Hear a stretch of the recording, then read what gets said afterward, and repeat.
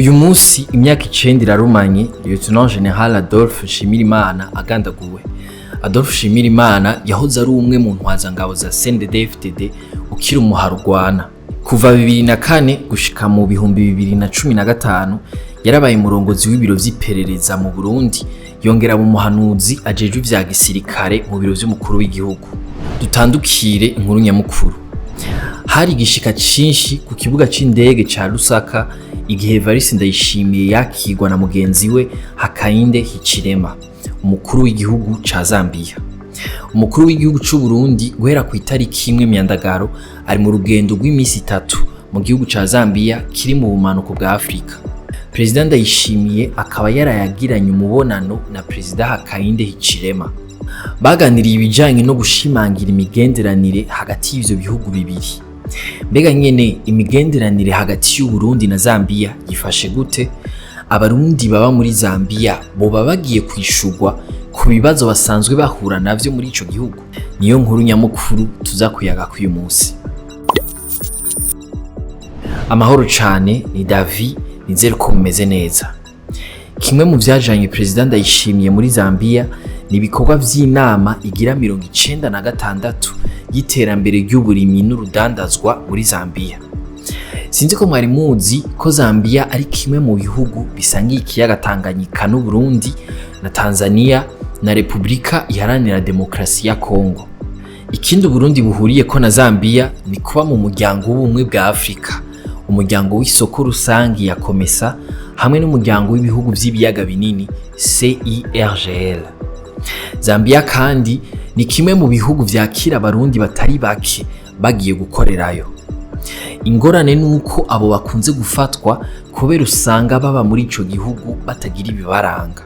Uno musi rero Prezida Ndayishimiye yabonanye n'abarundi barangurira imirimo muri Zambiya. Babonaniye muri Hotel Continental y'i Lusaka.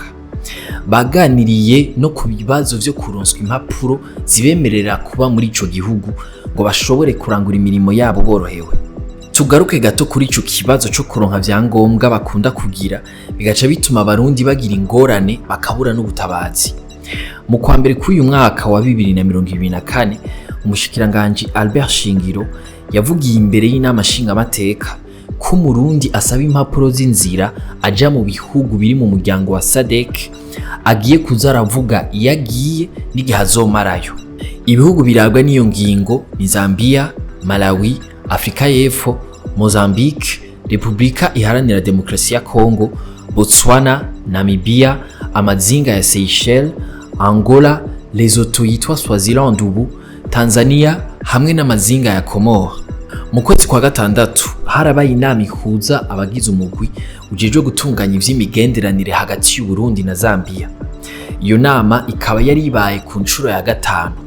Abashikiranganje b'imigenderanire y'ivyo bihugu bibiri bakaba barateye umukono ku masezerano yo gukomeza imigenderanire hagati y'ivyo bihugu bibiri. Dutandukire inkuru ngufi nazo. Kuri uyu wa 5 mu bitaro vya gisirikare vyo mu Kamenge niho hasozegwa ibikorwa vy'imyimenyerezo y'ubuvuzi hagati y'abaganga bava mu gisirikare ca Amerika n'abaganga bo mu gisirikare c'u Burundi. Iyo myimenyerezo yari yatanguye itariki 8 zo kwa 4 uno mwaka, ikaba yakorewe ku miti itandukanye y'ubuvuzi.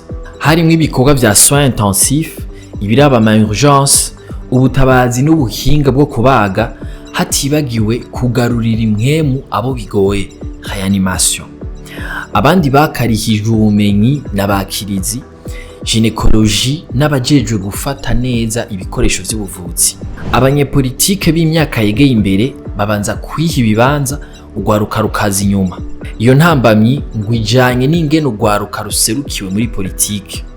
Vyavuzwe n'umuhinga mu vya politike Denis Banshimiye ubusa mu kiganiro yagiranye n'ugwaruka mu bigo vya kaminuza yitiriwe ikiyaga Tanganyika. Hari tariki 26 z'uku kwezi kw'indwi turangije. Ibibanza vy'abafata ingingo mu vya politike usanga ari bake mu gwaruka babirimwo. Ikindi yavuze nuko amategeko agenga imigambwe adaha ikibanza kibereye ugwaruka. Ivyo bikaba biri uko mu gihe mu Burundi ugwaruka ariko rwinshi kubera ari hafi 8 kuri 12 z'abarundi bose hamwe. Iyi nkuru tuzoyigaruka ko mu buryo bwagutse mu makuru yacu yo mu ndwiza. Mwakoze kudukurikira. Aya makuru muyasanga ku mbuga za Yaga na Iris News, ahanje tuzosubira kuwa mbere.